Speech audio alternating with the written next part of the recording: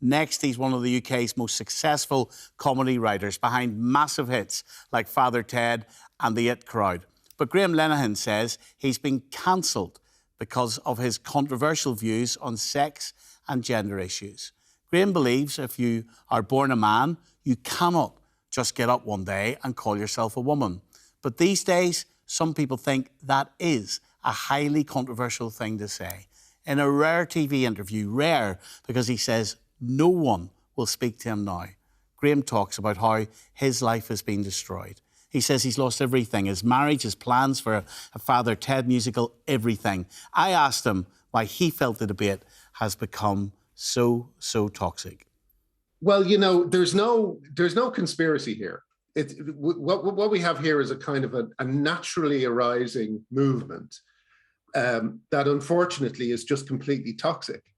It's a combination of people who, you know, young teenagers who are confused, who are unhappy and are looking for answers, but also, unfortunately, a huge army of trolls and misogynists and men's rights activists and incels and predators and all sorts of different types who have glommed on to trans rights because it gives them a cover for them to do other things.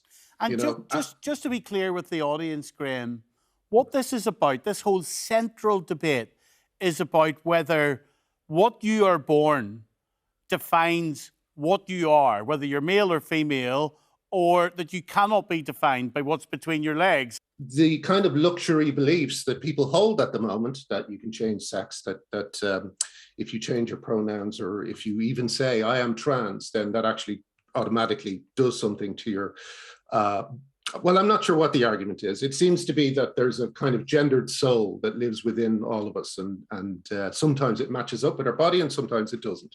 I don't believe in souls. I don't believe in gender. I believe we are either male or female. It's also extremely important if you are someone who genuinely feels that you are born in the wrong body. It's also extremely important if you've considered that throughout your life, you've got counselling, you in a thoughtful way want to be your own person in this world, and you don't want to be told by someone else that you have no right to describe yourself as a male, a female. Who cares? As long as you're happy. Why does this irk you? Because it hurts women. If you find you're in a position where your elderly grandmother, say, is going into a home and you are not allowed to ask for a female carer, that hurts women. But if there was someone through their own lived experience, they were born a male, but they would prefer to be addressed as a woman, would you not want to do that in order for them to feel comfortable in this world? Would you not want to be respectful? Well, yeah, and I am in private.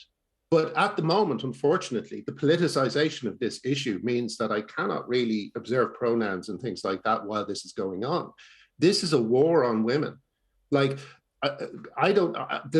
for me, absolutely, I think that people who are uncomfortable in their bodies, who have gender dysphoria, which we must remember, that's what this is supposed to be about, people who have gender dysphoria.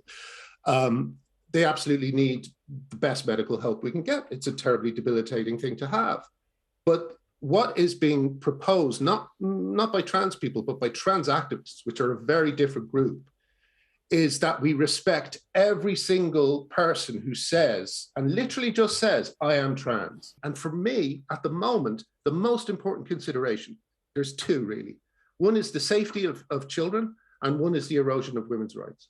And women's rights are being devastated at the moment by this. You only have to look at Leah Thomas on the women's swim team, who if Leah Thomas stands in front of one of his competitors or one of his the players on his team, you can't see them.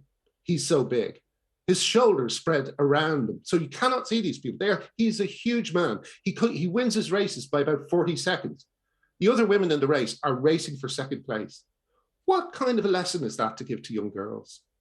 I don't understand why more people aren't up in arms about this. Gender identity as a woman, Graham. Yeah, it doesn't matter. It's a man with long hair, Stephen. You know that, you've seen pictures of him. It's a man with long hair. I don't understand why we're all pretending not to know this. So tell me your story. What has happened to you with Father Ted the musical? Well, my original bet was that the TED musical was too big to fail.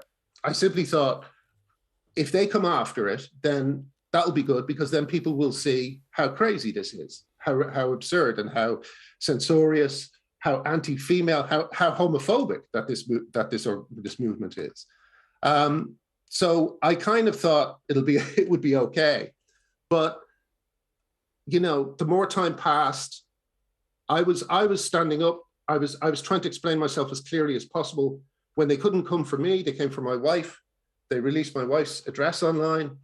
They sent the police to my home. The police have been to my house several times. I'm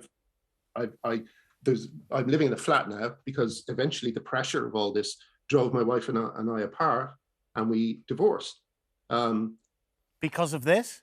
Yes.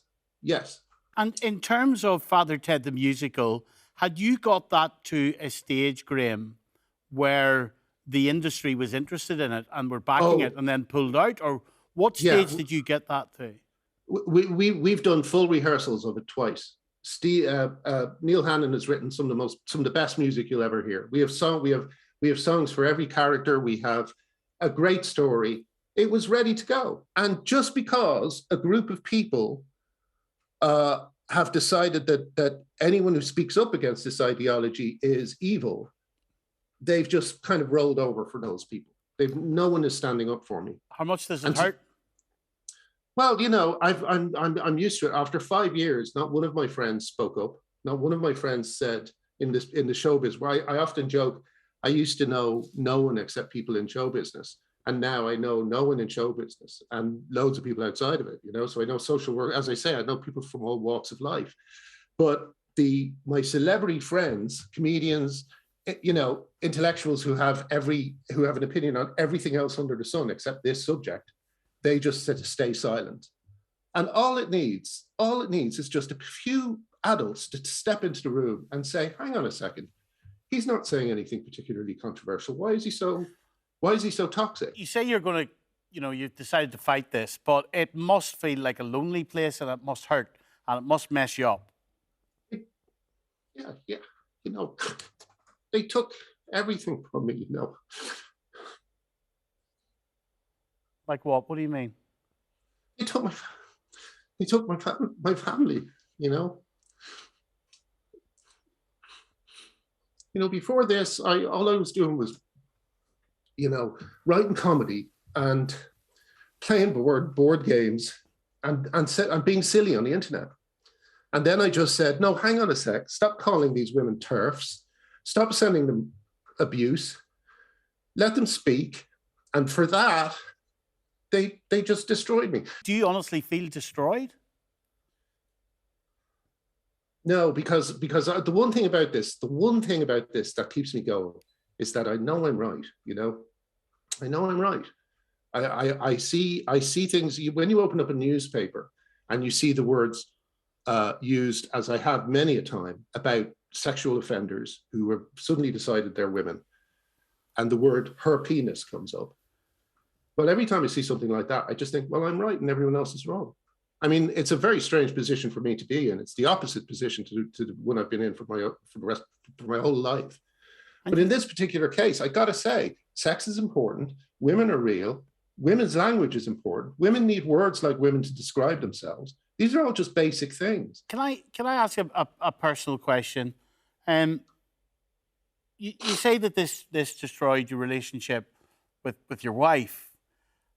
How did you two not bond together? How did this not keep you close if someone was attacking you and you love each other?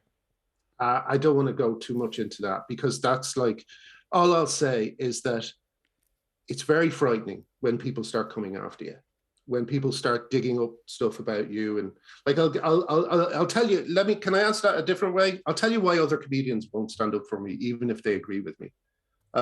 Every comedian at the moment is living under a kind of state of permanent blackmail. Every comedian knows that if they step on the wrong side of any particular line, it could be this, or it could be any other number of things. There's a few hot button issues where you have to follow a certain line, and if you don't, you'll be destroyed. I mean, I've been thoroughly cancelled, Stephen. I'll tell you how cancelled I am. There were 2 programs called Cancelled and I wasn't on either of them. You know what I mean? That's how cancelled I am.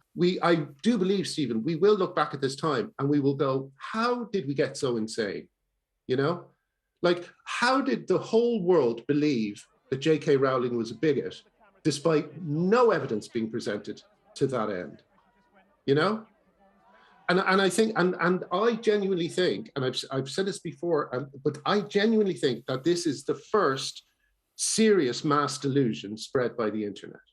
I think it's spread by the internet. Kids spread it to each other. You may have heard the phrase rapid onset gender dysphoria. But you know how insulting what you've said will be to some trans people. You know that. Which that I've said? Mass delusion. It's real for them. No. Well, no, hold on a second. I'm not saying that about trans people. I'm saying that about society as a whole.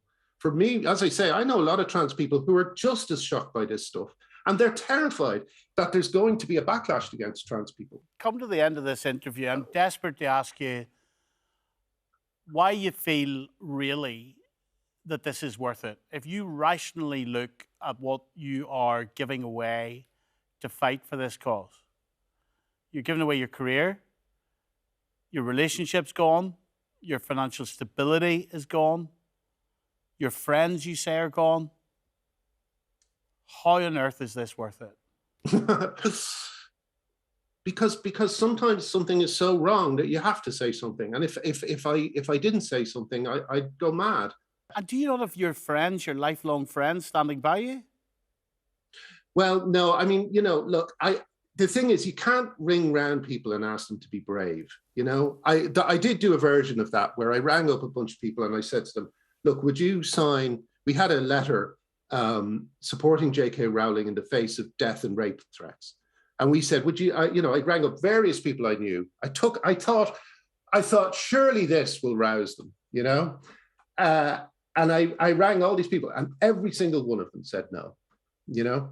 And all it would take would be a few people with courage to stand up and say, hang on a sec, we need to talk about this without people losing their livelihoods. We need to be able to discuss this in an adult way. You're telling me they wouldn't sign a letter to say death and rape threats were wrong? Yeah. That is extraordinary, Graham. I know. Like, one of the other things about this whole thing is that it is a failure of, you know, intellectuals of you know, I mean, I actually class comedians pretty highly because I think comedians think about stuff in interesting ways, but it's a failure of comedy. It's a failure of journalism because journalists are openly hiding the truth. What I can share from my experience of making a 10-part podcast on this, along with David Thompson from the Nolan team, is that there was very much a division of opinion, but there were people within the BBC, within the organisation I work for, an organisation where the whole meaning of it at its core is to speak up, to speak out. And there were quite significant senior people within the BBC contacted me confidentially, frightened to speak up about this subject, frightened to express an opinion. The vast majority of them, female journalists, frightened to even speak about it.